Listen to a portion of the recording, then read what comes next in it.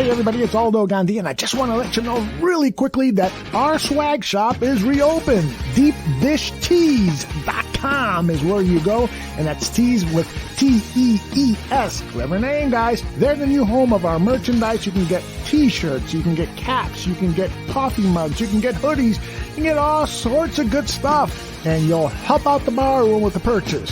So head over to DeepDishTees.com. Some may find the following disturbing. Discretion is advised. Every summer in Chicago, the sunshine spotlights the city's spectacular skyline. Its luxurious lakeshore, marvelous monuments, and the over 200 neighborhoods in the city. And it also brings to light two of the greatest sports franchises in the world. On the north side, it's the Cubs. On the south side, it's the White Sox. This is Crosstown Crosstalk.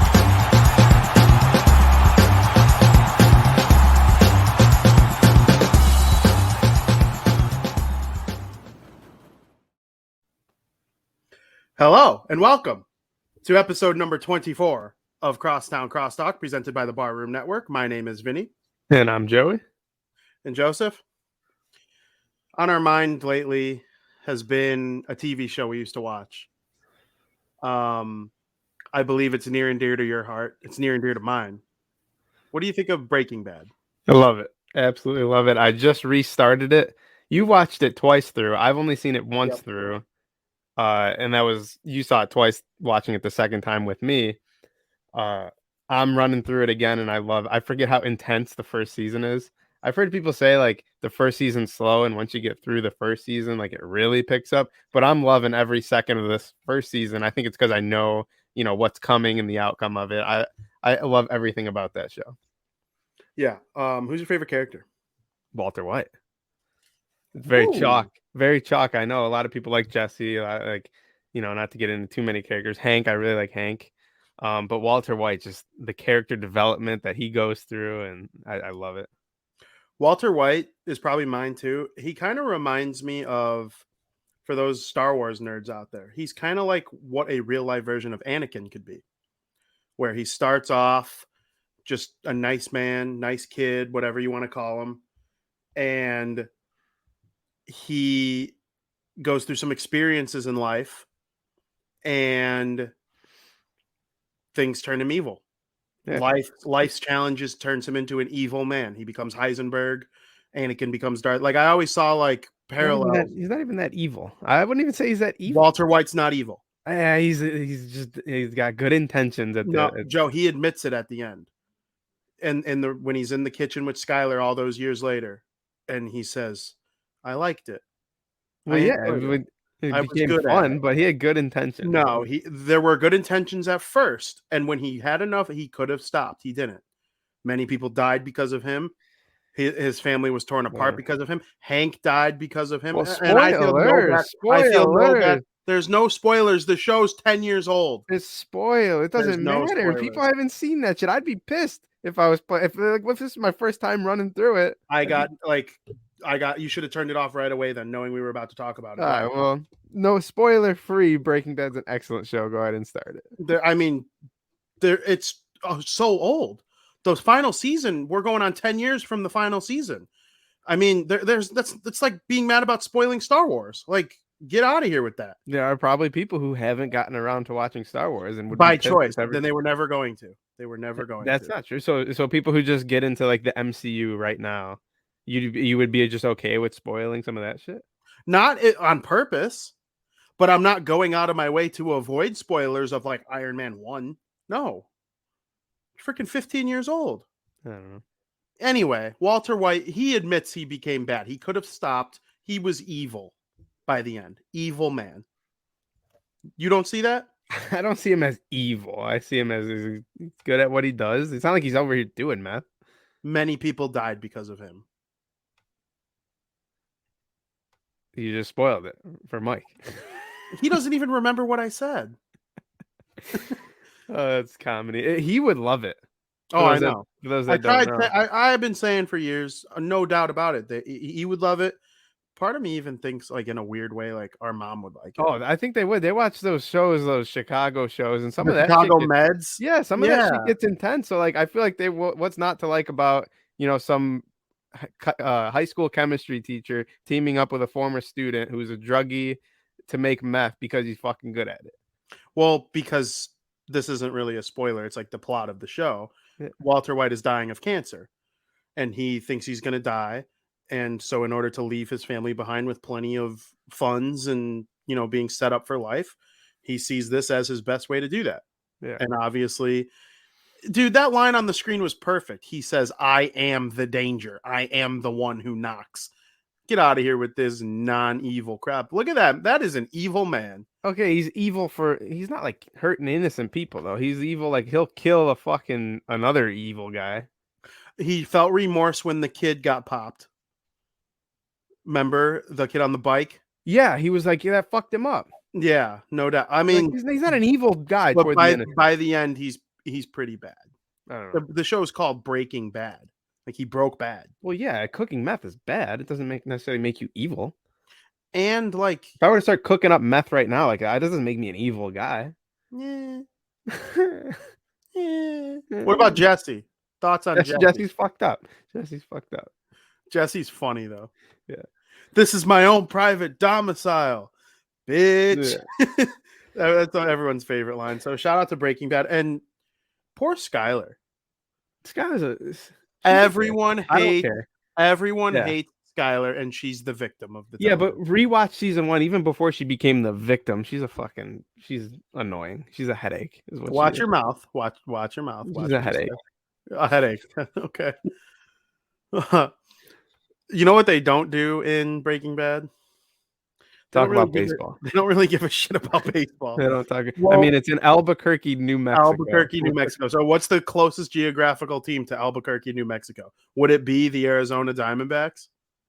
You're the geography guy. I'm pretty sure it would be the Arizona Diamondbacks. Yeah, there's no team in Vegas. There's obviously the Rockies, maybe the Colorado Rockies. It's either the Colorado Rockies or the Arizona Diamondbacks, unless there's a case to be made for the San Diego Padres, but I don't see it. No, definitely either the Arizona Diamondbacks or the Colorado Rockies. I would have to look up the exact mileage, but it's very far away from Albuquerque, New Mexico. The Boston Red Sox. Chicago, Illinois. Boston's even further. Since our last show, it did come out. I don't know if we talked about it on our last show. I think it came out after that the White Sox are expected to trade Craig Kimbrell. What are your thoughts on that? I mean, it's the right move, but it sucks if you're a fan of the guy, which I seem to be one of like 40,000 people who go to the guaranteed rate field who are a fan of him. So I guess it's probably a good move to try to get something for him, being what you gave up to get him. And it just didn't work out here in Chicago on the South Side. So hopefully he succeeds on a different team. Yeah. I'm not certain he was used properly. No, yeah, I think he is the type of guy who goes to a team and he's a 1-run, 2-run game. He comes in the 9th and wins a ball game.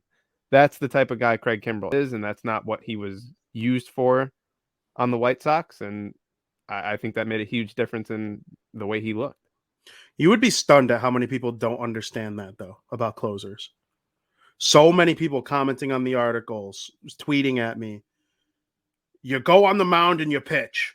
He couldn't do it. No, it's different. That's not how baseball works. I'm sorry to tell you. There's a different mindset when you come in the bottom of the 9th, or if you're on the road, or the top of the 9th. You guys are up. You're like, okay, 3 outs, we're going home. We win this ball game. It's a different mindset if you come in the 7th inning or the 8th inning, and especially for a guy like Craig, like he might not be used to going 6 innings. So if he goes in that 8th, like he's coming out of the ball game, but the game's not over. It's just a different mindset. And that's just how it is with closers. Yeah. And people who tweet that at me, I just know they never played baseball. Like you're just so spot on. Every inning is a different challenge. And if that were the case, there wouldn't be closers. There wouldn't be long relief guys. There wouldn't be starters. Everyone would just go randomly. And when you're on the mound, pitch. the best pitchers would go first every time. That's just how it would go. Liam would start every game like that, because he's the best pitcher on the team probably in terms of his talent at what he does. Liam Hendricks is probably the best pitcher on the White Sox, either him or Kopech, and Giolito probably right there behind them. I'm sorry. That's just not how baseball works. And Tony La Russa almost exclusively used him in the 8th inning. Yeah, which, I mean, can you really blame him? Because Liam was better. Weird hearing that come from you.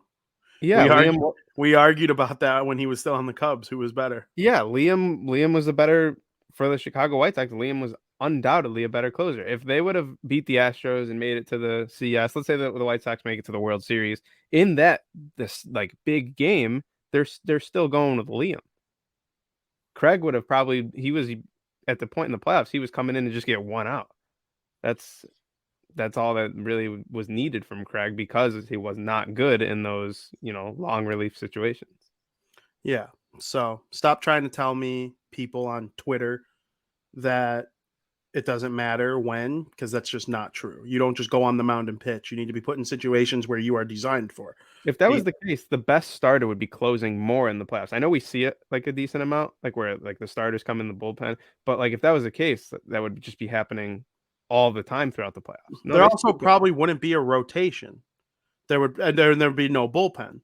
It would just be whoever's ready, best available right now would go at any time. Yeah. That's just not how baseball works. Do you have any initial thoughts on where Craig Kimbrel could end up? I would love what makes the most sense? I would love to see him back in Boston. I don't think that's going to happen. Just because, for what reason? They have too many relievers, and I just don't see that being the case. I think they could use a 9th inning closer like Craig Kimbrel, like they used to have. Yeah. Friend of the program, Gabrielle Starr, she kind of talked me out of them because I used to be on your side with that. And she kind of told me the Red Sox have no chance. And she follows them in depth. Yeah, I know. She knows more about the Red Sox than I know about baseball, probably. And I like to think I know a lot about the Red Sox. I listen to every episode of Section 10. I watch every game, basically. But she was pretty confident that the Red Sox have no chance. But she did tell me. But wait, wasn't that before the deadline, though, back when Matt Barnes? It was a week ago. Oh, okay. Me and her had a little chat based on this topic because I needed her help because I had a feeling that the Philadelphia Phillies were in contention for Kimbrel because they were the team the White Sox fought with to trade for him, and the Rays. But I believe that I believed the Phillies had a chance, and she covers the Phillies in addition to the Red Sox. Those are the two teams she covers. And she was like, yeah, absolutely. Dave Dombrowski, the GM of the Phillies, has traded for Craig Kimbrel once before. Yeah. I mean, that would make sense. I'd have to look at a lot of other teams and their closer situation, but I definitely think whatever team he goes to, he needs to be the number one closer who comes in those safe situations. Yes. And the Phillies had Hector Neris, who was up and down this season, almost on a month-by-month basis. There were months where he was the best closer in baseball, and there are months where he stunk. And he's an unrestricted free agent now, and the Phillies are probably not going to bring him back. So my number one team to land Craig Kimbrel is the Philadelphia Phillies. I had the A's in mind because obviously they lost Liam to the White Sox. They had a closer. I can't remember who closed games for them this season. Their normal closer that was going to replace Hendricks was injured all season long, didn't play a single game. So the A's, I think, would be in contention. But the problem with the A's, they don't pay guys very often, big lucrative contracts. The greatest closer in team history for them, besides Liam maybe, might be Ingrenhausen, who, if you've seen Moneyball, the A's let him go. And they got the guy with the funky motion instead because Peter Brand thought he was a good idea. Everyone who hasn't seen Moneyball, it's almost like a prerequisite to watch in order to pay attention to this show because I always reference it. Yeah, I feel like that's the 15th reference to Moneyball out of 20. The A's let Ingrenhausen walk and Hendricks. It's literally just history repeating itself with that team. I'm just telling you. Billy Beane, I do think Billy Beane's time with the A's is almost done. There's just something to me that I think it's coming soon. I see him going to the Mets one day. Have they won a World Series? No, not well. They have, but not with Billy Beane. Yeah, I feel like that he's been there a long time to never win anything. Moneyball was 01. I know that's a long time to just stick with the same guy and never win a thing. The season, I'm pretty sure it went from 2000 to 2001 when they lost Ingrenhausen, Johnny Damon, and Jason Giambi. And they brought in Jeremy Giambi. It's just history keeps repeating itself with that team. So I could see them going for Kimbrel if they're willing to shell out the cash. Maybe he should have accepted that deal with the Red Sox. He probably would have won multiple World Series. Theo Epstein got the job instead. When Billy Beane said no, they hired Theo Epstein, who did what? He did the Moneyball thing, but just with a little more money. And that's what the Dodgers do. Everyone rips on the Dodgers. They say, oh, the Dodgers buy their team. That's not the case.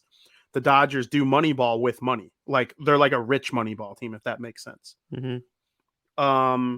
So yeah, the Phillies to me are the number one destination. What about the New York Yankees? No.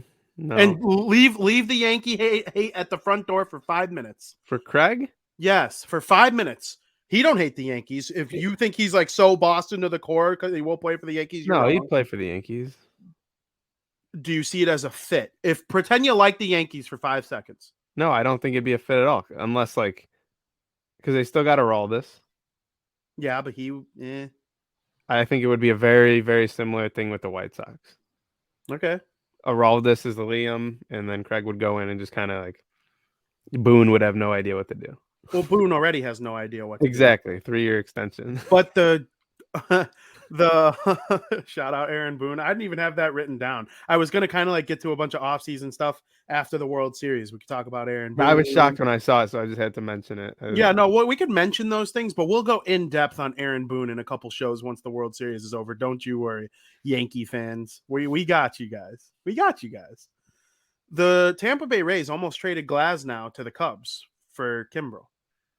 And on a personal level, if Glasnow were traded to the Cubs, that would be the worst thing to ever happen to me. That's probably my second favorite pitcher in all of baseball that's not on the White Sox behind Chris Sale. But, thank God they didn't trade him there. I think the injury had a bit to do with it. But the point I'm trying to make is, before Glasnow clouded my brain, are you playing with your flow to like imitate Glasnow? No. You and Glasnow have similar flow. I won't lie. It's nothing alike. It's looking nice. It's looking nice. It's nothing alike. He wishes he had my flow. I don't think Tyler Glasnow's that good of a looking dude. I'm sorry. You're out of your mind.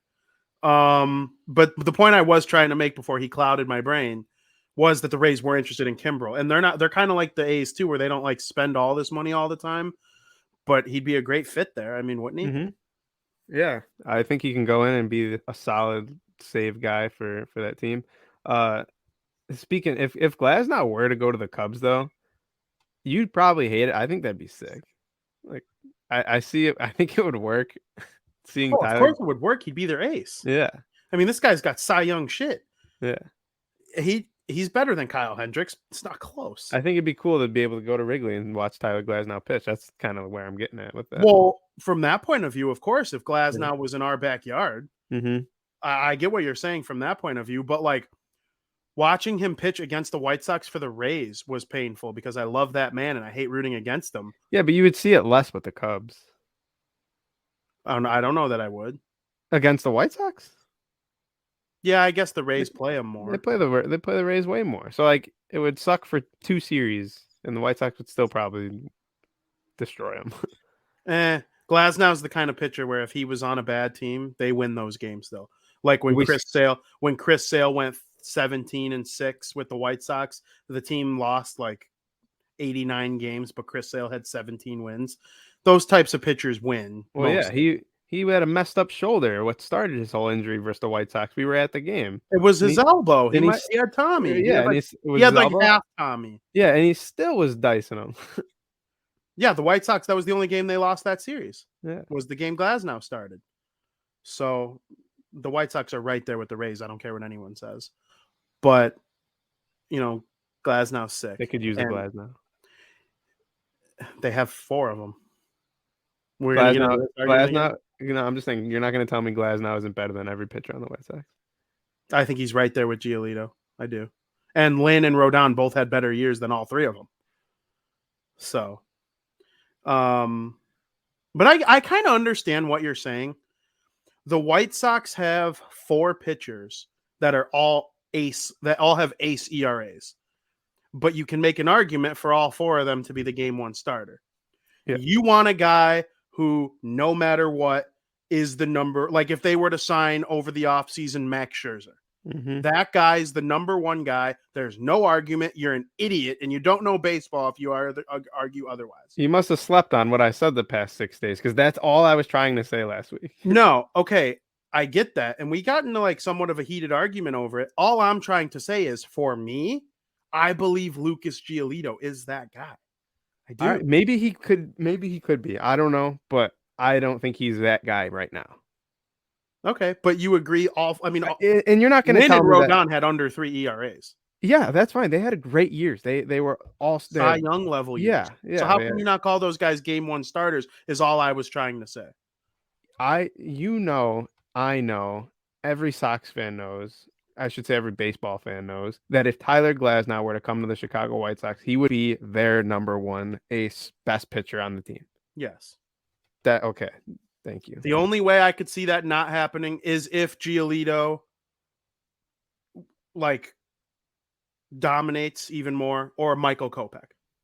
Yeah, unless one of those guys, get promoted to the starters that we hope they I think Michael Kopech is Tyler Glasnow Jr. They pitch the exact same style. They both throw 100 and then mix in dirty sliders. So they're kind of the same in a lot of ways, but Glasnow's got, I think, a little better movement. Yeah, on the junk. On the fastball, Kopech has better movement. Kopech has movement on his fastball that about 5 guys in the entire league have. Yeah. And like the Scherzers, the Kershaw back in the day, Chris Sale. Chris Sale was awesome yesterday. We'll get to that, except for 1 inning. Also, the White Sox are not expected to pick up Cesar Hernandez's option for 2022. That report came out. We'll see how true that ends up being. Now, for people who don't know, you might remember the White Sox, they didn't do that with Carlos Rodon, and then they ended up bringing him back anyway. Just because you don't pick up a guy's option doesn't mean you can't sign him for cheaper the following season. So, thoughts on Cesar Hernandez? It started off good when he first came over, and then it was just kind of downhill, I would say. A lot of inconsistency, especially toward the end of the season. Like, we saw he didn't even get the start in some of the playoff games, where it's rightfully so. I think Laurie was, he was the hotter bat, so you wanted him in the lineup, and Gavin Sheets worked his way in, Andrew Vaughn. Yeah, I wouldn't be surprised. I think that second base spot is still kind of a hole to fill for this World Series team that you're trying to put together. Yes, and you're leading me down a path that I really didn't write it down, but it did come out that the Reds are not, try not to laugh, the Reds, or Nick Castellanos, is not expected to opt into his contract for next season, making him a free agent. And so if the White Sox can fill second base with someone like Marcus Semien and then bring over Castellanos, which would just make my year. I would have to get a jersey, right? Even if it's just a 1-year deal. And I feel like the White Sox are due for bringing in like a big name to this team, right? You mean like Lance Lynn and Yasmani Grandal? Yeah, like big name. That's why I laugh at people, though, who say that like they don't do it. Like Yasmani Grandal, big name. Best catcher in baseball when he signed. Was he hitting the way he's been hitting? Yes. The Brew Crew made it to the NLCS, and he was a huge part of it. Okay. And the Dodgers, too, made it to the World Series with him. Like, he was really good. And so, yes. But I agree with you. They need more. It'd be nice to have... Those were both before they were proven. The White Sox. Lance Lynn and Yasmani. Now it's like, let me get that last gut punch. That final... Yeah, like Trevor Story would have kind of done it. Yeah. Or you look at some of the acquisitions some of the other teams made, like when the Dodgers signed Bauer, but like it ended up not working because of his off the field stuff. They fixed it with Scherzer. And then they got Trey Turner, another established name. They traded for the batting champion and the Cy Young winner in the same trade. the Yankees getting Rizzo, an established name. The Giants got Bryant, an established name. Like something like that, I would like to see the White Sox do with that second base spot. Yeah, Get because someone who's like Lynn and Grandal were established names, but they weren't in the position that they're in now. They yeah, needed more. I get you. They're not going to bring back Hernandez, I don't think, even though they can. I hope they go for Semien. I don't want them to bring back Cesar only because like I think you can do better. Yeah. I think you can absolutely do better. It's not like they're like near this luxury tax either. They're not. Everyone's on cheap deals except Grandal. Mm-hmm. Lynn is on a somewhat team-friendly deal for a guy who had a 2.2 So like, ERA. Yeah, so and you can't count on, everything that went down this year. You can't count on that every year. Injuries are going to happen, and you can't count on guys getting called up and going, 3 home runs in a weekend series, or like you just can't count on Brian Goodwin hitting walk-off home runs, Gavin Sheets coming out of nowhere.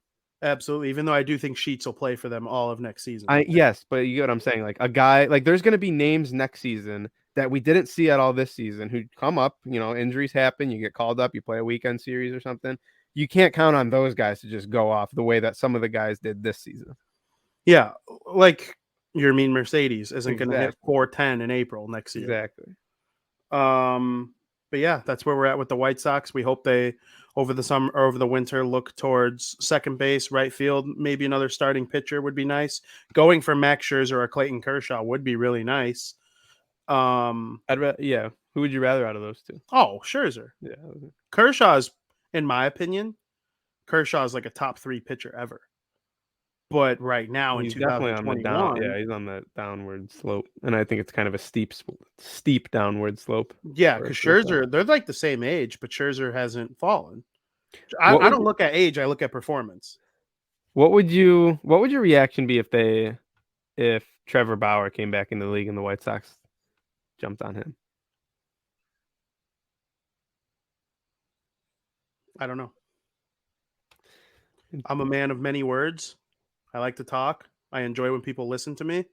I got nothing for you there. Tony La Russa is back for sure. Yes, Tony La Russa will be back in 2022.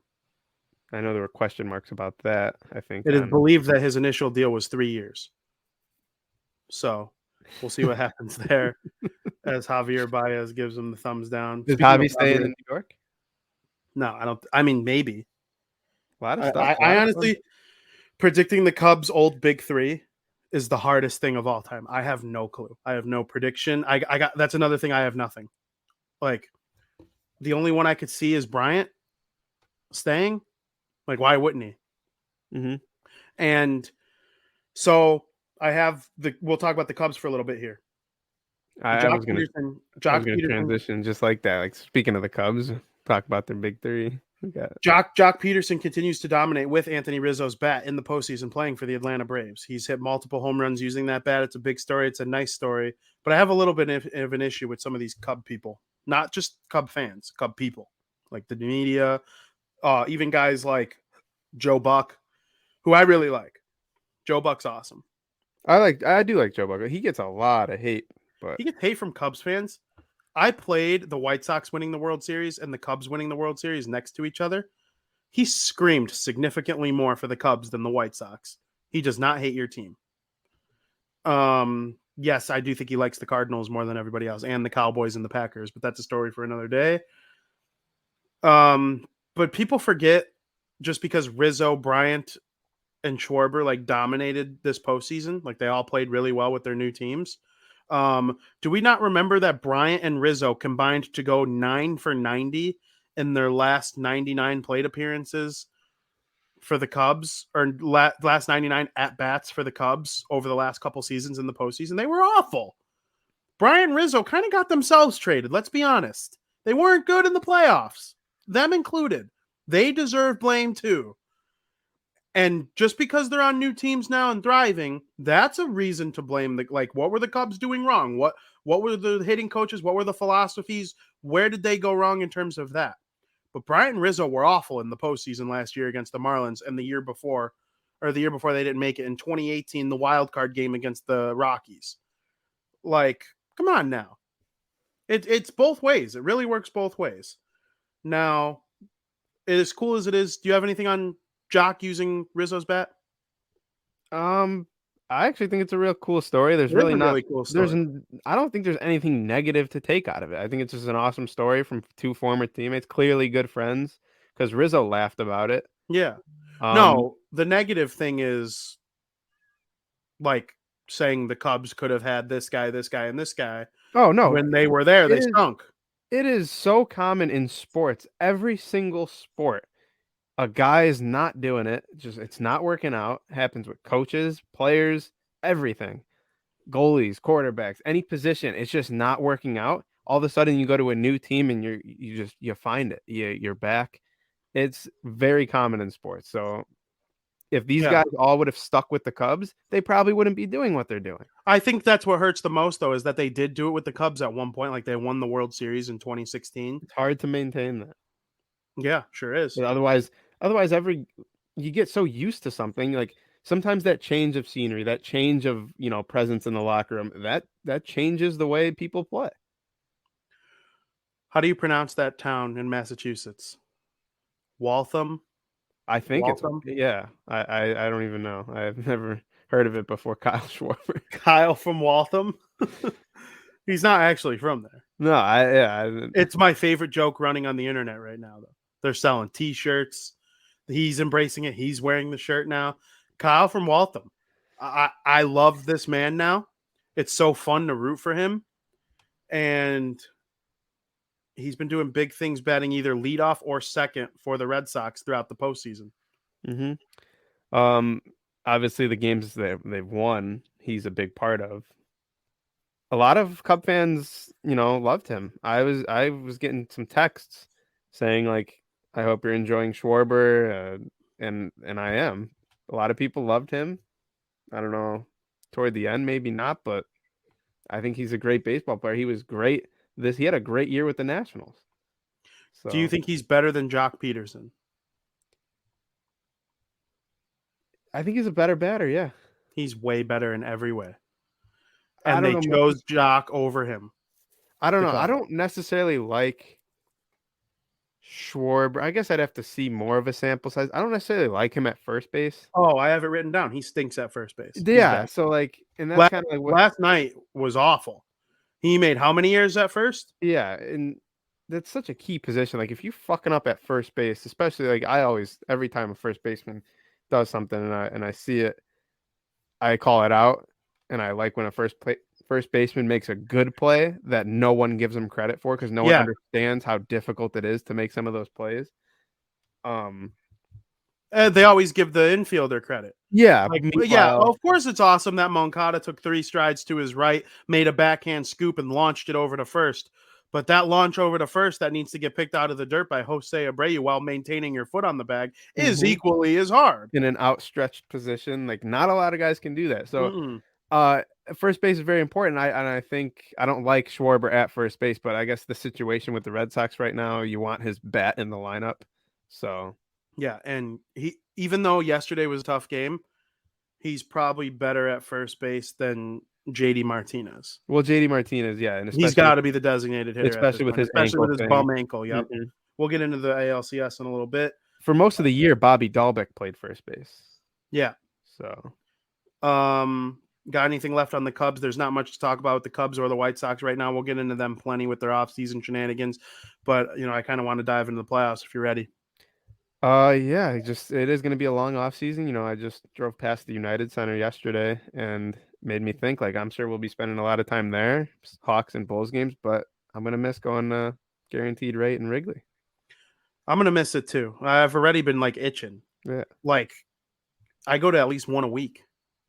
So it's over. We'll be back in March, but this show will be carrying on. We ain't going nowhere. In fact, some exciting things are coming out of this show really soon, I think. Can't really share any details yet, but, we're getting there. In the National League Championship Series, the Atlanta Braves are up 3-1 over the Los Angeles Dodgers. They are officially in the same exact spot that they were in last year before choking it away in Game 7. What are your thoughts? Just in time, Skyler. You're late, but you're here. better late than never. We're about to talk about your Dodgers. I'm sad. I think it's possible they come back, but I don't know, man. This Braves team is better. They just crush balls. They're doing it in Los Angeles. I don't know. I think it's all but done. This team is just really, really good. As my friend Jared always says, I've been texting it to our good pal Nick that lives in Atlanta. This Brave lineup fucks. Mm-hmm. It is so good, so deep. So I have some notes. At the postseason or at the trade deadline, they rebuilt their outfield. Ronald Acuna Jr. out for the year. See you later. Hit the bricks. Talk to you in the spring. And he's one of the best players in baseball. Top 5, maybe top 3. They go out and they acquire Adam Duvall, Jock Peterson, Eddie Rosario, and Jorge Soler. And pretty good. All of our teams could have traded for him. The White Sox could have traded for him. They could have had one of those guys play in right field instead of, whoever. One of them could have been their DH instead of whoever. One of them could have platooned with Hernandez in the outfield late in the game. Doesn't matter. There are plenty of ways. One of them, you probably could have even made one of them play second if you wanted to. Or just having that option to come in and pinch hit. Yeah. And like we've been seeing them pinch hit. Like Will Smith just pinch hit for Jock Peterson yesterday. Yes. And every time Will Smith faces Will Smith, I've taken the song from Prince of Bel-Air and put it on my Snapchat story. And I just make myself giggle. If my Snapchat friends find it annoying, I could care less. It makes me laugh, and that's all I care about. But yeah, those 4 guys, the Braves did handle the trade deadline right, and that's why they are where they are. I have a problem. I am an Atlanta Braves supporter. They are my team in the National League right now. It kind of flips. Our pals in Atlanta, our friends, dear friends, kind of have made me a de facto Atlanta Braves fan. I got this hat in Atlanta, and they're kind of my National League team right now. And I can't promise they will be forever, but as of right now, they are. When the White Sox aren't playing them, go Braves. I'm worried. What are you worried about in this series? I'm worried about the city of Atlanta.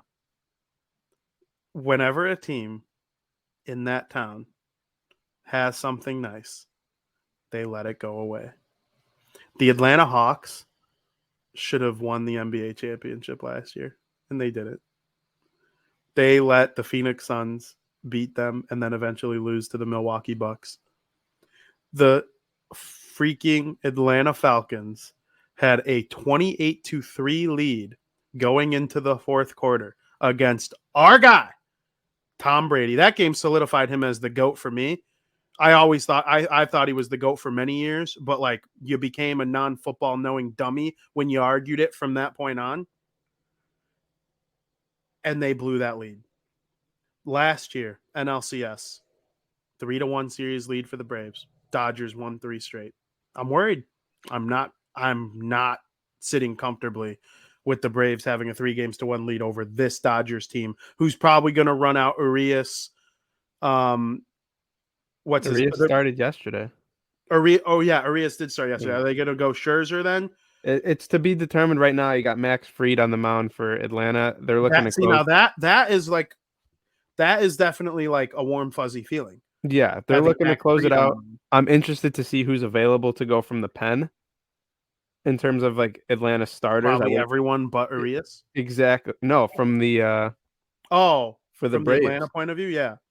Because we all know what kind of weapons they have. I don't know. I think it's a different situation than last year. I hope you're right. I hope you're nervous for a reason because I want the Dodgers to come back so bad. Going into this thing, if you would have asked me which 2 teams from each side I want to see in the World Series the least, the answer would have been the Astros and the Braves. Nothing against the Braves. I'm not a huge Astros fan, but nothing against the Braves. It's just I simply liked every other National League team better. I understand. With the Dodgers being the at Giants the top. and the Braves. I don't hate the Dodgers. I liked Bauer before he became a scumbag off the field. I was a big Bauer guy because I like telling people to go F themselves when they don't like what I do. And that's all Bauer's about. So I kind of related to him until he became a weirdo, or until we knew he was a weirdo. So I was all in on the Dodgers before that. But since then, it's like, go Giants, go Braves. I personally don't understand the hate in this city specifically towards the Dodgers. They played the Cubs in the NLCS. People just hate LA. People just hate LA. Played the Cubs in the I've gotten playoffs a lot of 3 Sox straight fans. seasons. I've gotten a lot of Sox fans and not rooting for the Dodgers. Okay, are the Dodgers hate the LA. National League Yankees? They don't hate LA. I think people just hate LA. National League Yankees trade for all these great players, trade for Mookie Betts, even though people don't realize that you need the prospect capital in order to make these trades, and that's because the Dodgers are an elite development program. But people don't know that. They don't think of that. They think they're just spending all this money on Scherzer, Turner, and Mookie Betts. Like, yeah, having money helps, but the Red Sox wouldn't have just given Mookie Betts away. The Nationals wouldn't have just given a batting title champion and a Cy Young winner away. Max Scherzer didn't lose a start with the Dodgers until the game against the Giants. So, I don't know. If the Astros played the Braves in the World Series, who would you root for? Oh, the Braves, 100%. Oh, okay. Normally, I root for the American League, but I'm not rooting for the Astros. No, I wouldn't root for. I would root for every National League team over. So would I. Just because I like them all. I like them all. There's one I wouldn't, but we won't go there. Yeah, you would root for the Astros over the Cubs.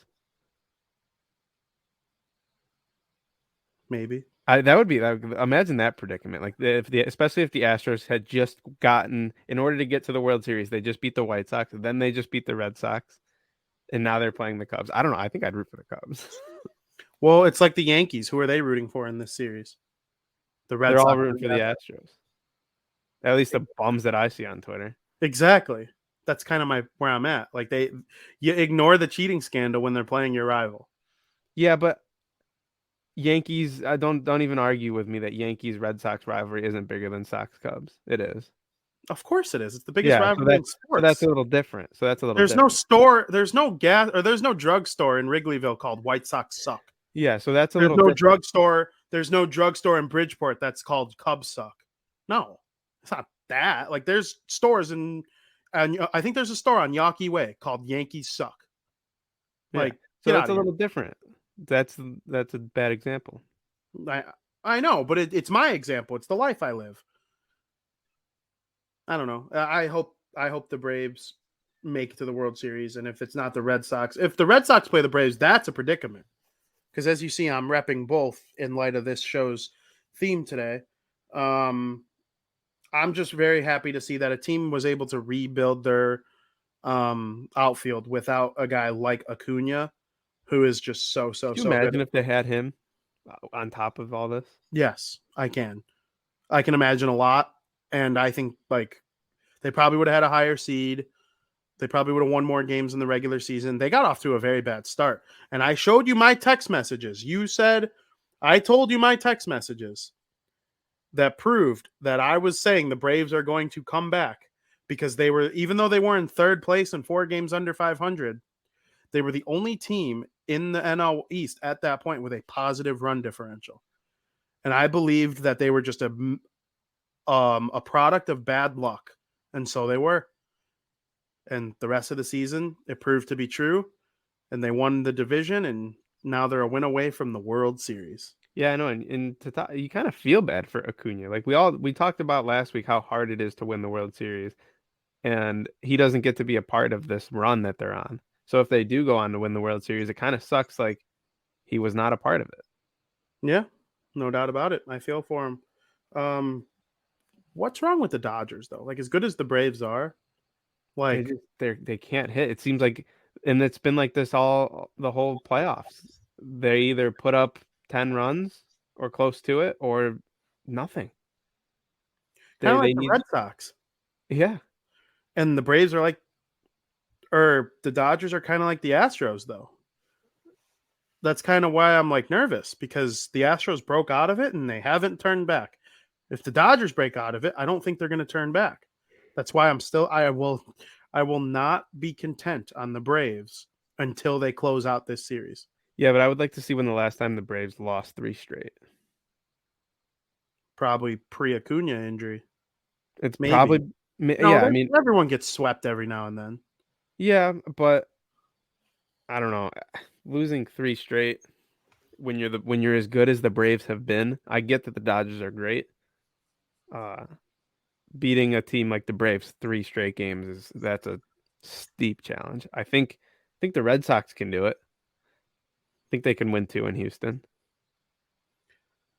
Okay. Well, what's your prediction for the rest of the NLCS? I think the Braves are just going to get it done in 5. Really? Yeah. I think the Dodgers are going to win 3 straight and go to the World Series. Wow. Opposite ends of the spectrum over here from V and VP J. And I hope I'm wrong. Part of me is just saying it to like Be different. no, to like speak my bad take into existence so people could roast me for it later. But deep down inside, I'll be happy because the Braves made it to the World Series. But I'm not confident.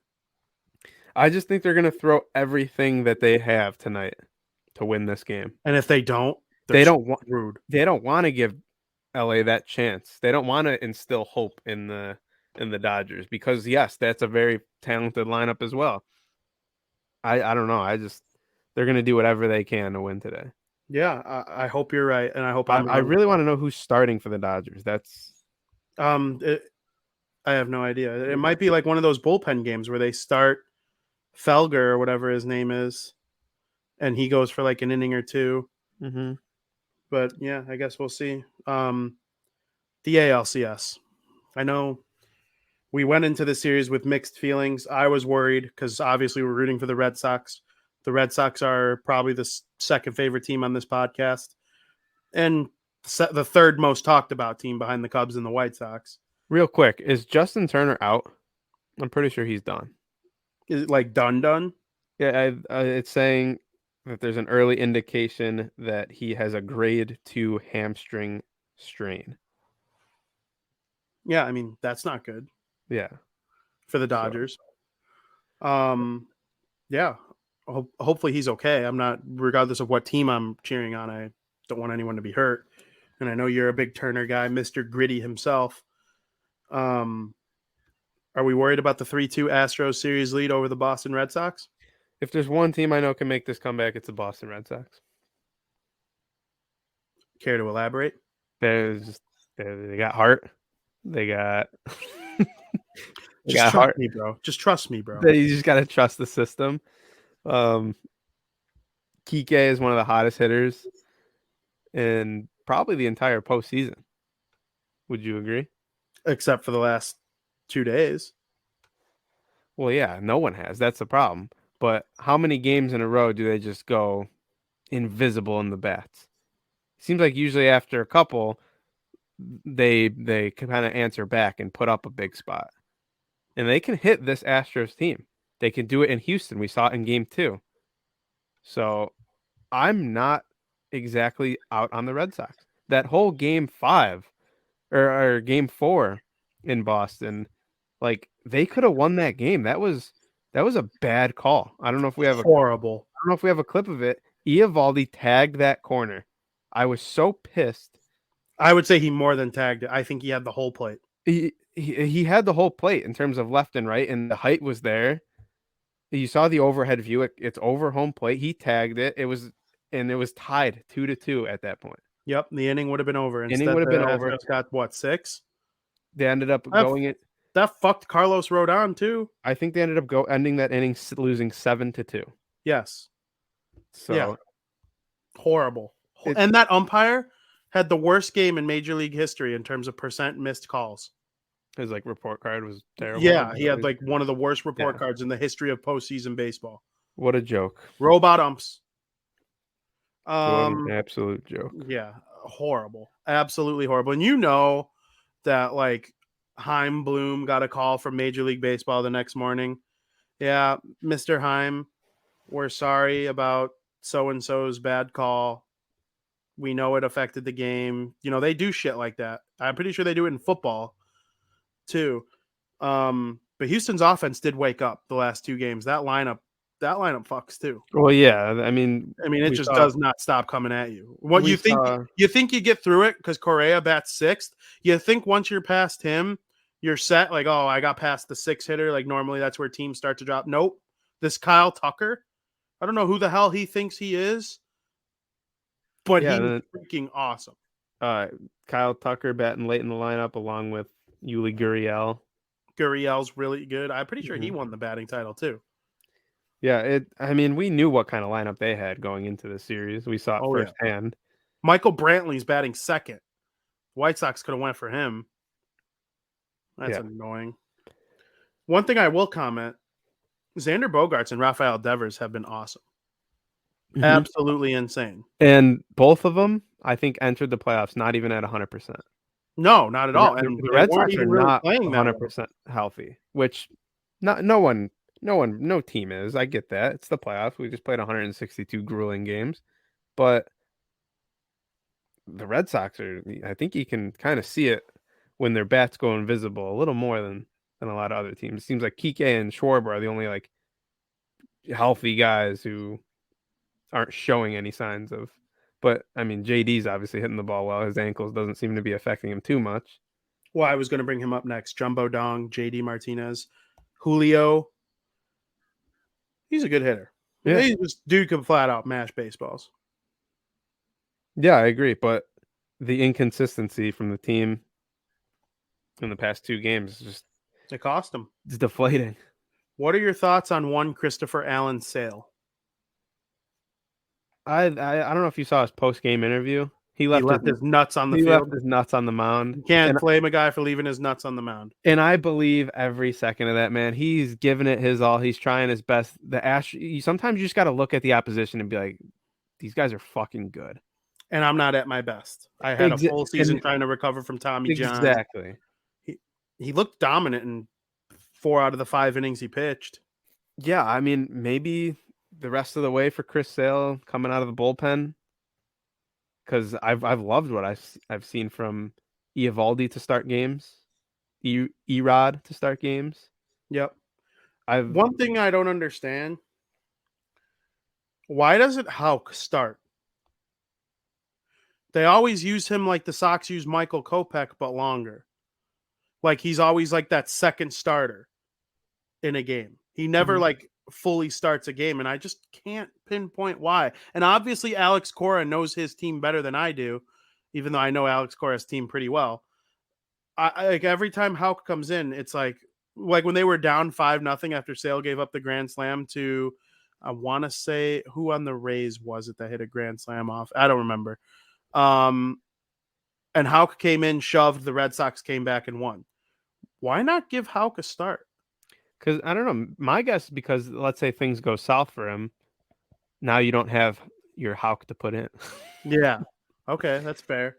We need Nate. Yeah. Like, what are you saying?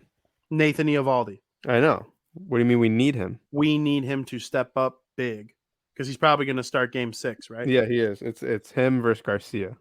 Yeah. So, I mean, I like that matchup.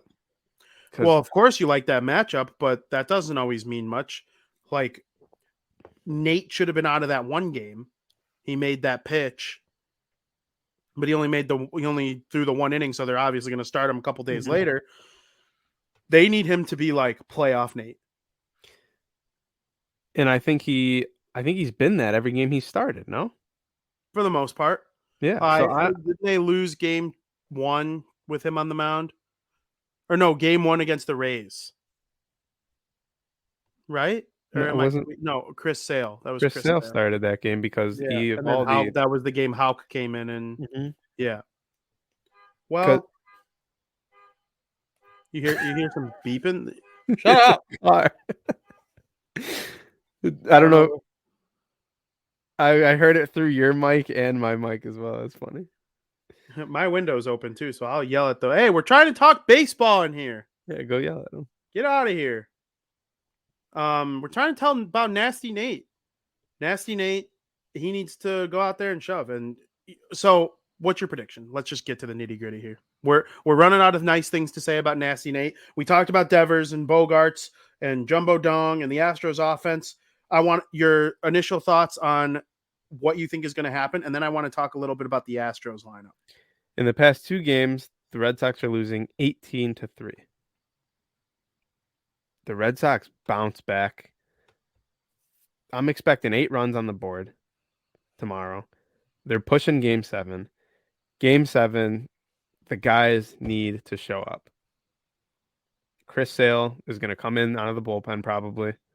I would assume if it goes to 7, Eduardo Rodriguez gets the start, who in his last start, or from when I saw him last, he was awesome.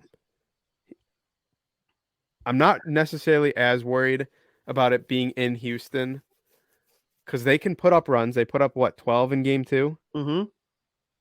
They can do that. The bats need to be there. They need their guys. They need their top guys. Kike needs to keep it up. Obviously, I'm not going to fault him when the whole team has just been unable to hit. He's been on fire. He needs to keep that up in the games that the Red Sox are actually scoring runs. They need their big guys. You also can't rely. Another thing, you look at the games they won. You can't rely on just grand slams. I would like to see more base hit RBIs, guys on base, singles, doubles, singles. You can't rely on getting up to 2 grand slams from Jumbo Dong and Rafi Devers in the first 2 innings. You just can't rely on getting an 8-0 lead in the first 2 innings of a game to win a baseball game in the playoffs. I want to see more RBI base hits. The Astros are really good at winning close games and that's mostly the types of games you play in sports, let alone baseball. Oh, they're never out of a game. Even in that 8-0 game. What was the final of that one? Well, they started to come back. It was 8-3. Then I think exactly 8-3. Like right. they crept back. Yeah. And credit to the Red Sox for not quitting. I think Kike had a solo shot later in that game. Yes, absolutely. It got over 10, I think. Can Altuve become any more of a menace? He's so good at it. And no one would have ever thought before the cheating thing. He was like the cute little guy that you kind of rooted for. Everyone like respected him. He's like a little guy. Yeah, even though crushed baseballs. He's like our height. Well, you're a little guy. You're not much taller than Altuve. I'm taller. Barely.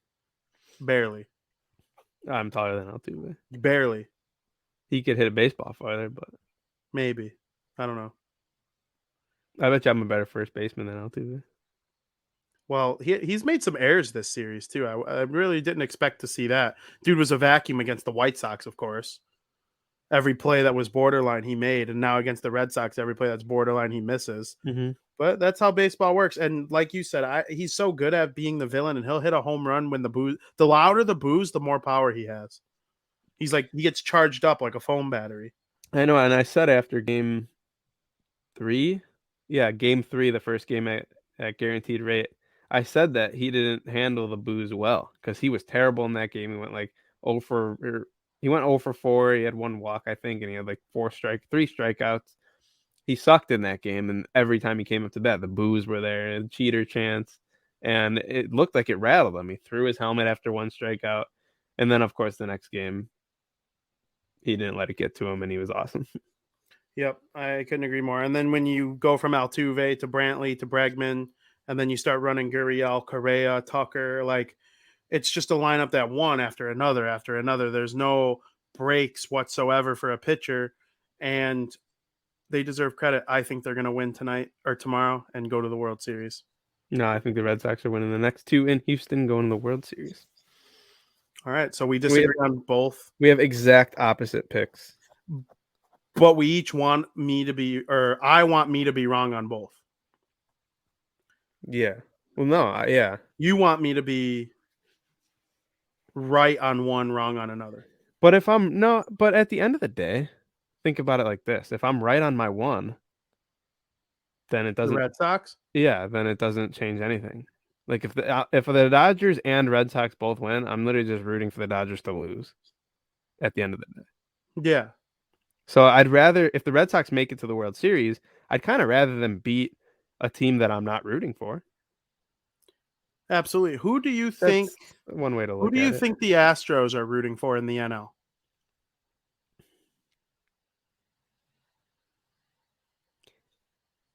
You're It leaving would lots make of for dead air thinking of this it, decision of yours. it would make for a great storyline to have that rematch of the Dodgers Astros Yeah. being like, hey, fuck you guys. We can win without cheating. We Yeah. can beat these guys. Let's prove to everyone we can beat the Dodgers without the trash can, without the buzzers. Mm-hmm. So I'd almost be wanting to, like, you know, 3 years later, 4 years later, let it show the world, like, hey, look, we can beat this same exact team that we did in They're 2017. arguably better, the Exactly. Dodgers. Look, we just did it again. And where's the cheating now? So how are you going to call us cheaters? We just did it legit.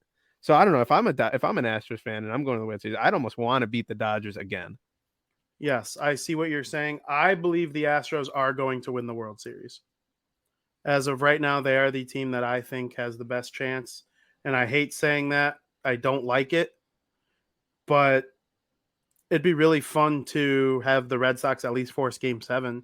That way on Saturday night at our little Halloween party that we have coming up would be a chance for, some fun to be had on the TV.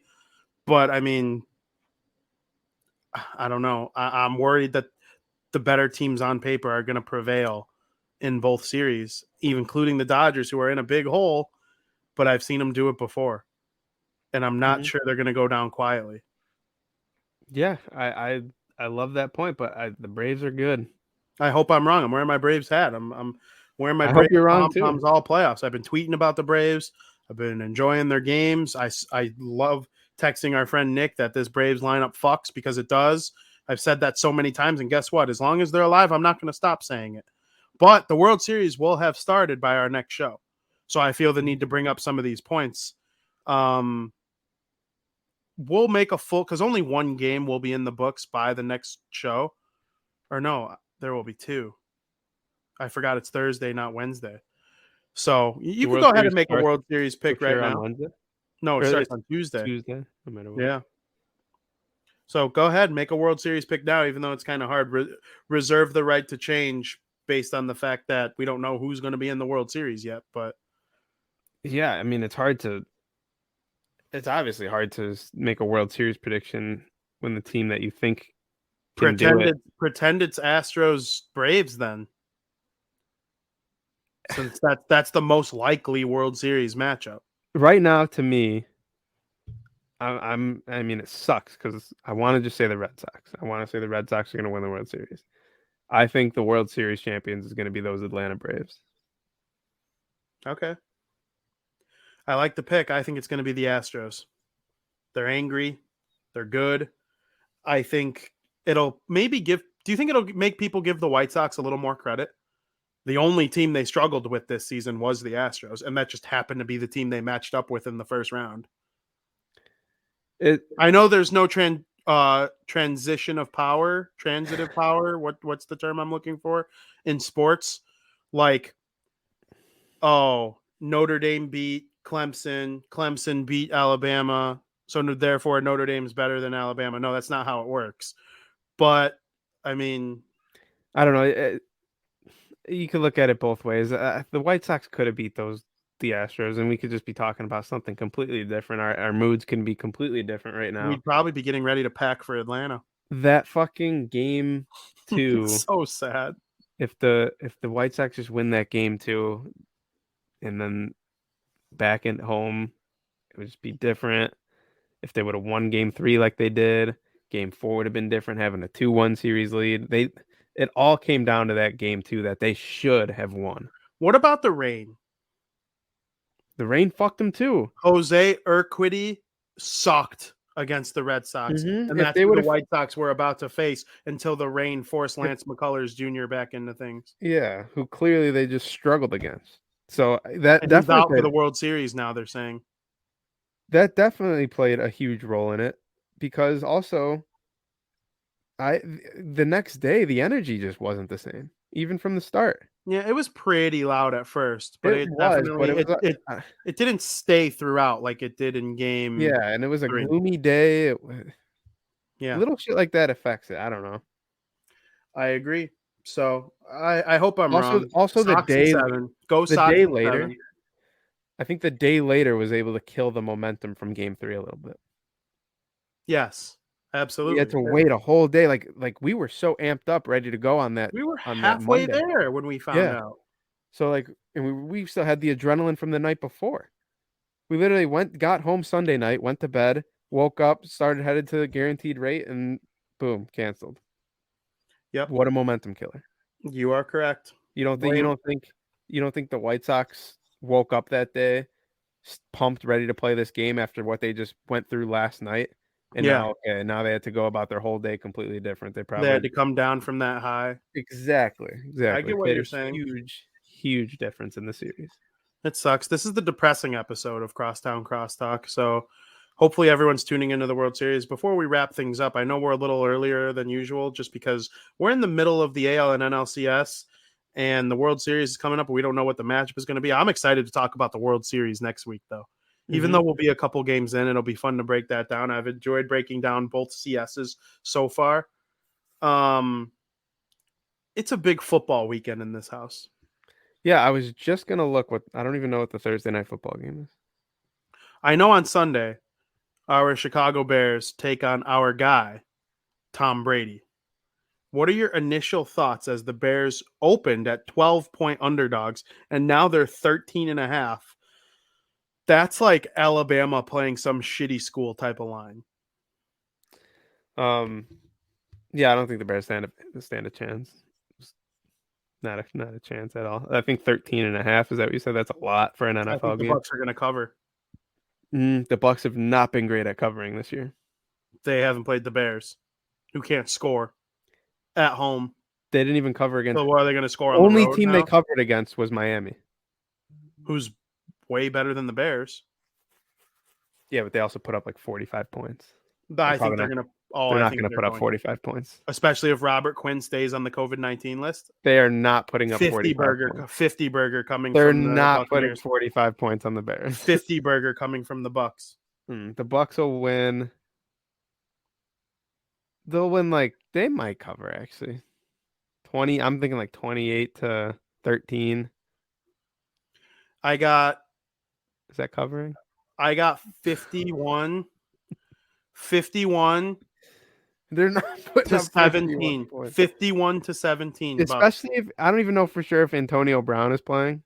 If the Bears secondary is so fucking bad, the only player who's worth a damn is Jalen Johnson, and he wasn't even that good last week against the Packers. Tom Brady, if he can, and their offensive line is pretty good, but the Buccaneers, if Tom Brady can throw it over those guys and just pick apart the secondary, he's going to make Eddie Jackson look like a fool. I don't know if Gronk is going to be back, but Antonio Brown, Evans. If Godwin. Antonio Brown plays, he's dealing with an ankle thing. He wasn't Antonio Brown could tie one hand behind his back and still beat that Bears secondary. Exactly, but if you're playing the Bears, I would not be surprised one bit if Antonio Brown does not play. Maybe he doesn't. Tom's going to pick apart the secondary. I'm so nervous. Mike Even Evans. though I always root for Tom. I'm not rooting against him by any means. I am very low on the Bears. I think there's no chance that Tom, at least 30. I'm being serious with my prediction of them dropping a 50 bomb, but I don't know. Yeah, well, Mike Evans is doing, and he didn't do much last week, and usually when that happens, they'll be looking at him this week. So, Bears fans, watch out for him. There's another thing that has been on my mind lately. Do you remember the last time Tom's Buccaneers played the Bears? Yeah, he's like. He didn't know what town it was. Yeah, he got embarrassed on national television. Yeah. If you don't think that he has been thinking of that moment where he was embarrassed on I don't think he television, gives a shit about that. You're so wrong. You're so wrong. How am I wrong? He wants revenge so bad. How do you know? I've seen Tom's tendencies throughout his career. I don't think he gives a single. He probably laughed about it, and it was water. I can't believe you think that. This man has been obsessed with studying film and all of that for his entire life. And if you don't think he's just putting a little extra into the team that made him look foolish, there are two teams I think he really wants to beat this season in the regular season. It's the Bears and the Saints. The two teams that he kind of got the better of him last year. And the Bears didn't even play that well. Their defense held Tom to, I think it was 17. I think they won 20-17 against the Buccaneers last year. And it was like a miracle. Tom is angry. Angry Tom is not one to be trifled with. I don't think that has anything to do. I honestly think he forgot about it a week later. Mm-mm. He laughed about it and forgot. Did you see his interview on Sirius XM? Already making fun of the Bears? Saying he heard Rodgers has some real estate or something, or what did he say? I wrote an article about it. I also don't think there's much stock in that. I think Tom is such a chill guy that like he makes these jokes. It's on the surface that he's a chill guy. Dude's a psycho about winning.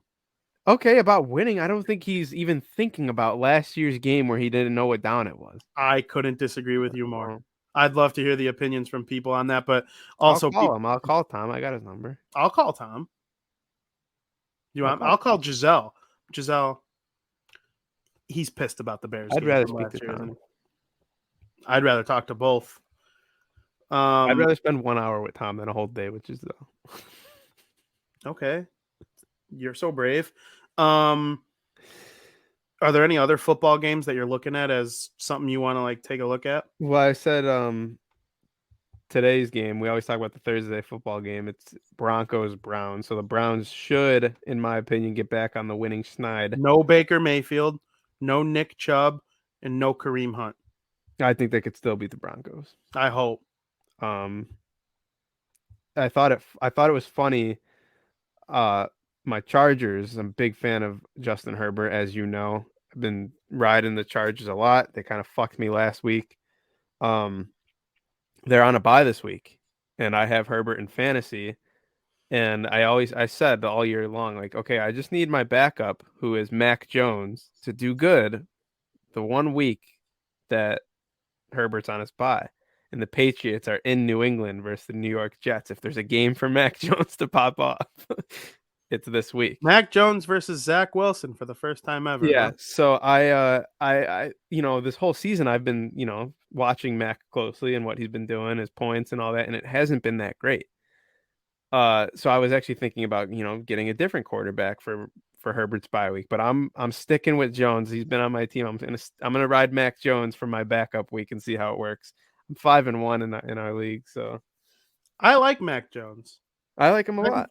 I think he definitely is like being molded in a certain way, and I think it's going to benefit him in the long run. Like he's making good reads. It seems, he doesn't have that Tom Brady like it factor yet, but I mean, it could come. I think it will come, and just let him continue to, whether they're bad or good right now, just continue to piece together this team. I don't think he's going to become the baby goat just because he's playing for the Patriots, though.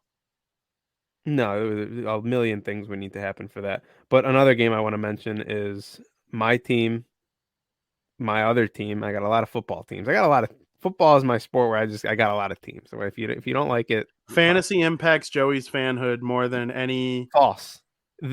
It does to start, but I don't even have a single player on this team, and I've been riding them. I wear his shirt. He's my MVP.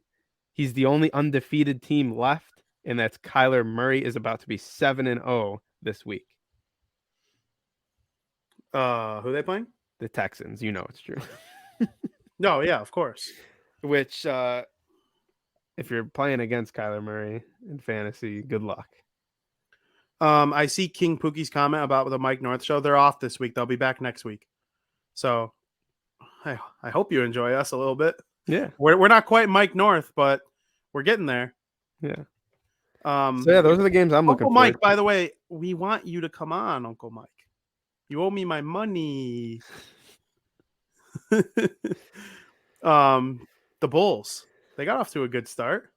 Got a win last night against the Detroit Pistons. I had no idea it was officially real games. Well, you need to start paying attention to sports more. What do you want from me?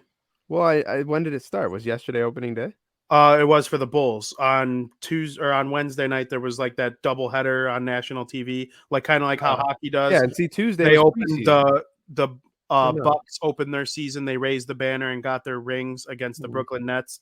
And then the nightcap was a really good game. I actually watched the nightcap. It was the Golden State Warriors against the Los Angeles Lakers. And a lot of people think the Warriors are going to resurge this year. So That should Yeah, be that was pretty actually two good games. You said the Bucks versus the Nets, Mm-hmm. and then the Warriors and Lakers. Yeah, Talk absolutely. about me being all over the map with my teams. I'm all over with basketball. I assume King Pookie Nation is talking about Deshaun Watson. And with that, I would say probably not, because I don't think he's going to get traded until all the lawsuits are going to be cleared. Because how can a team give up? Like, Deshaun Watson is one of the 5 best quarterbacks in the NFL when he's on the field. So in order to acquire him for the Texans, they're going to want first round picks or good players. And why would a team give that up for a guy who might not be able to play on the field because he's suspended by the NFL? So it's hard for me to see Watson getting traded. I don't know your thoughts. Yeah, I think more needs to come. Did I don't think you mentioned this. So anything you want to talk about? I plead the fifth. You can't plead the fifth. This is not an open. There's no constitution on this show. There's no fifth. Actually, I'm gonna make up a list of my 10 amendments. What are the first 10 amendments called? Isn't there a name for The them? Bill of Rights. I'm making a bill of Joe's, a Joe of rights. I'm gonna say. Yeah. So yes, Aldo beat me in fantasy football. I'm not having a good fantasy football year all around in any of my leagues except one. And shout out to my good friend Joe Mandel. I keep coming in first for the Guillotine League every single week. Like, I have the most points every single week. I haven't even come close to being chopped. Have you used any money? I'm the only person in the league that has not spent a penny. Well, you should start boosting that team. You don't want to I want to boost people with the right guys. Like, if I keep coming in the top 3 or 4 scorers every week, why not wait until like a true need gets chopped? Yeah. I probably could have went for a tight end this week. Like, Gronk got cut, and so did there was another good tight end who got cut. I can't remember off the top of my head. Tight end is so hard. Huh? Tight end is so hard to fill. Well, my starter was Logan Thomas from the Washington football team, and he's on injured reserve right now. So my backup was Zach Ertz. And in the Guillotine League, you should draft a backup because, shit happens and you could be out any week. Zach Ertz was my backup. Well, he had a good week. He had 9 points in that Thursday night football game with the Philadelphia Eagles. What happens the next day? He gets traded to the Arizona Cardinals. And it's confirmed that he's going to be Kyler Murray's number 1 tight end. So I'm like, what are we doing here? I'm not going to pay money for any of these tight ends that are about to come off. Let me see what Zach Ertz can do this week. So if any of my guys have like a bad week and I get chopped, it is what it is. But I'm playing it this way. I've been playing it this way all season long by not spending any money, even though I've had like near the top of the league in points. I'll spend money like if another elite running back. I have Josh Jacobs. Oh my God, he had a hat trick. Was it Monday Night Football that the Raiders played, or Sunday Night Football? He had a 3 touchdown game. That's nothing. So I'm riding the wave so far. That's nothing compared to my running back, best in the league, best in the world. Can't believe I got him with like the 5th pick. And that's Derrick Henry. This dude is unreal. That's who I meant. That's who I meant to say. What, the hat? I'm not kidding. When I said Josh Jacobs, I have Josh Jacobs as well, but I meant to say Derrick Henry. I don't know why I said I know why I said it. I have them both. That's my running Derrick back. Henry is my guy. He's coming Derrick off Henry was Monday Night Football against the Buffalo Bills. Yeah, he had a hat trick. That's who I was talking about. I don't know. It's his 3rd hat trick of the season. Yeah, he had one in week 2. Also, part of the reason I've been near the top in scoring each week. Yeah, I didn't know you had him. I have him, and I'm in first place in my league. I only do one fantasy football. They call me lame or what, but you're lame. I focus a lot on this one league, to where I don't want it to. If I do another league, I don't want to, deprive the focus from this league. But it's the way I work. I don't know. I'm stupid. Yeah, Derrick Henry is legit. I actually had a bet typed in him having over 2 touchdowns. Or at least 2 touchdowns, so technically over 1.5. And I didn't have the balls to submit it, and I was a little butthurt about that. It's kind of annoying because if you look at all of the, MVP front runners across the sport right now, they're all quarterbacks. Mm-hmm. But it makes no sense to me why someone like Derrick Henry wouldn't be considered in the MVP conversation. So yeah, I'm looking right now. I have Josh Jacobs and Derrick Henry as my tandem, and that's really good. Yeah, Like, especially like they just beat the Bills, who are really good. They're about to play the Chiefs, who we know what the Chiefs can do, I guess. I expect Derrick Henry to have another amazing game against the Chiefs. And if the Titans are 5-2, and you look at Derrick Henry's games, let's say he scores 3 touchdowns against the Chiefs, which is very possible. Yeah, he's easily could be an MVP. He's definitely he's the most valuable player to the Titans. No doubt about it. Ryan Tannehill's a good quarterback, but and yeah, I already mentioned AB is dealing with an ankle thing. He wasn't at practice. And Gronk, we all know about Gronk. he So corrected I it, actually would, but meant to say might not. yeah, I know. Yeah, that's why I mentioned. I wouldn't be surprised one bit if neither of them play, especially playing the Bears. Tampa Bay's got enough weapons. Yeah, I hear what you're saying. I was in a 3-way tie for the highest score in the Guillotine League, so that's definitely really cool. We were just passed along a little note.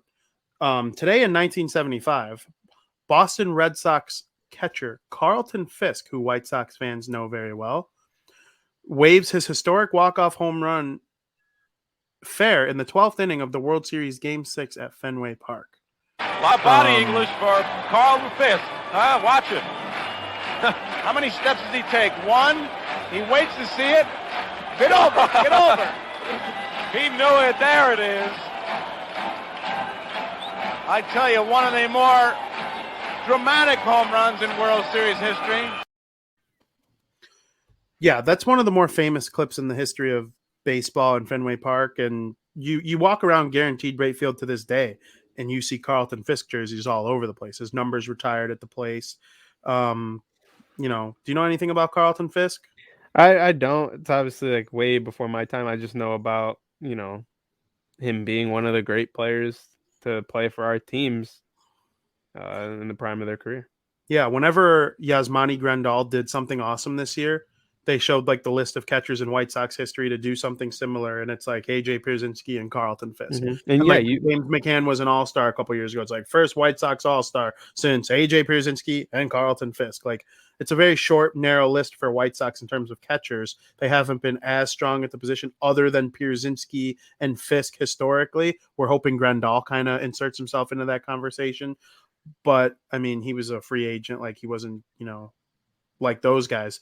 But I don't know. It's a pretty cool moment on this day all those years ago. Yeah, and like you said, you go to a game today, you still see people wearing like Carlton Fisk jerseys all the time. Like number 72 on the wall over by like with the baseballs, and that jersey is as popular as anyone's. So absolutely, this was a good show covering both playoff series. A couple nuggets on the Cubs and the White Sox. We'll get way more into Chicago baseball analysis throughout the winter. I mean, we have a whole winter to kill and lots to talk about. So we're definitely going to pace ourselves in, that manner. But we got our dad commenting about Carlton Fisk was an awesome ball player back in my day. Yeah, it's intense when you see.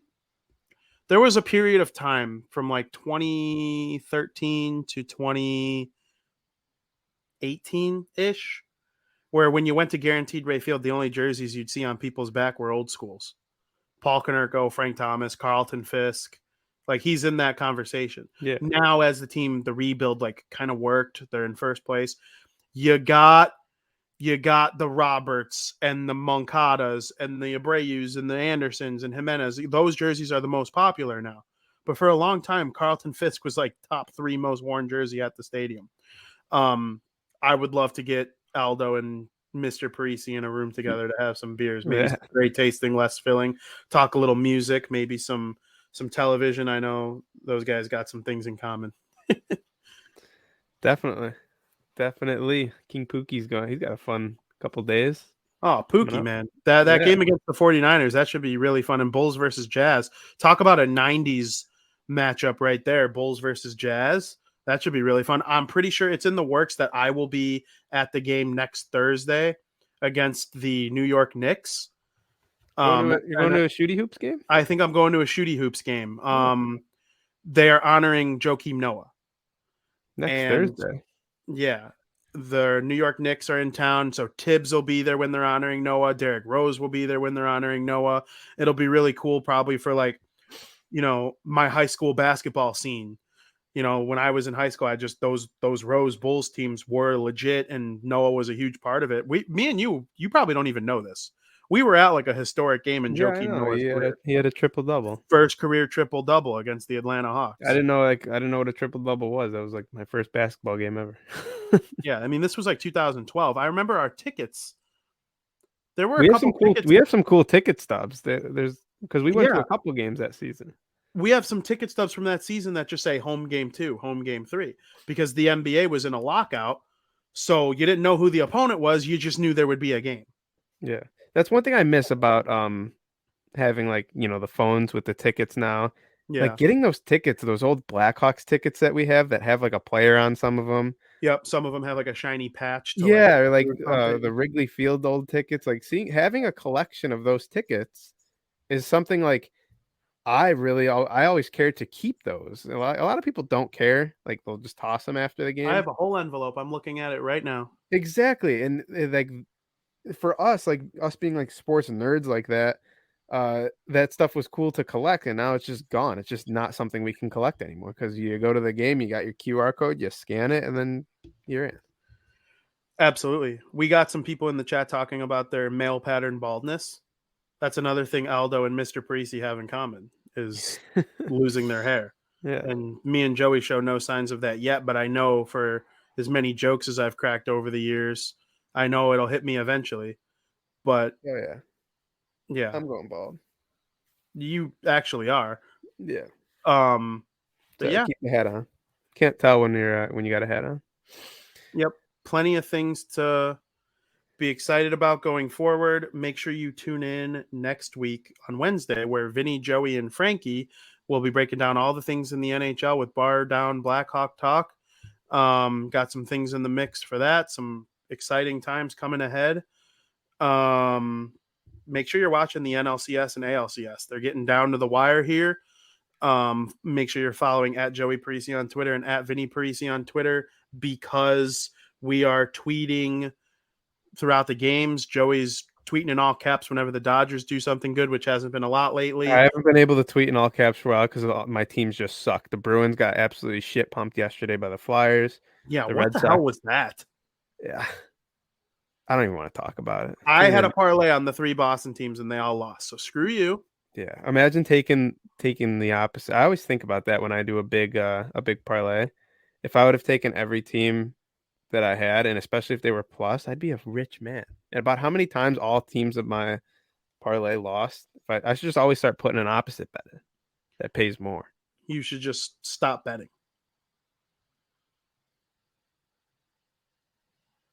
You just want the fucking earth to stop spinning too? Like what does that even mean?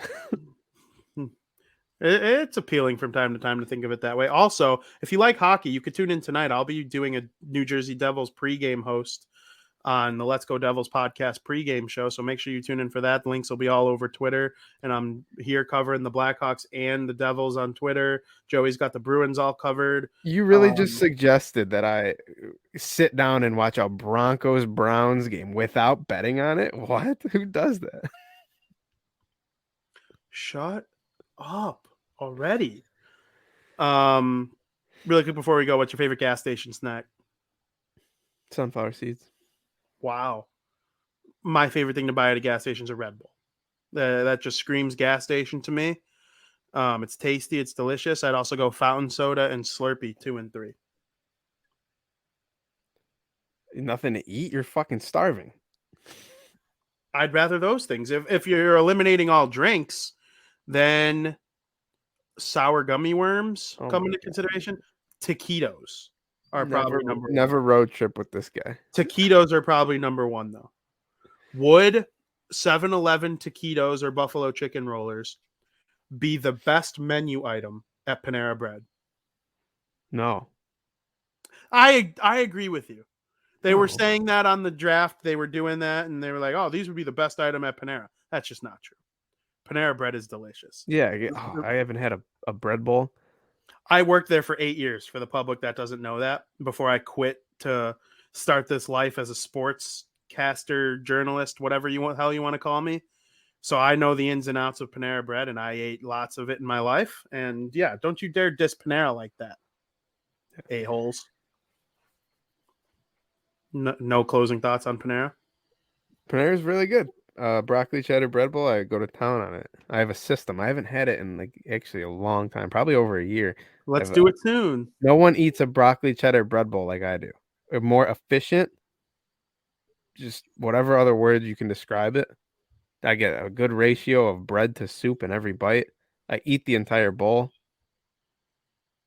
Yeah. I don't even need a spoon. I don't even need a spoon because I use the bread that they give you, the little baguette and the lid of the bowl. I don't use a spoon, and I get it all, and it's the best. This is what people show up to this show for. So make sure you're watching the ALCS games. Follow at Joey Parisi on Twitter, at Vinny Parisi on Twitter, and as always, thank you for listening.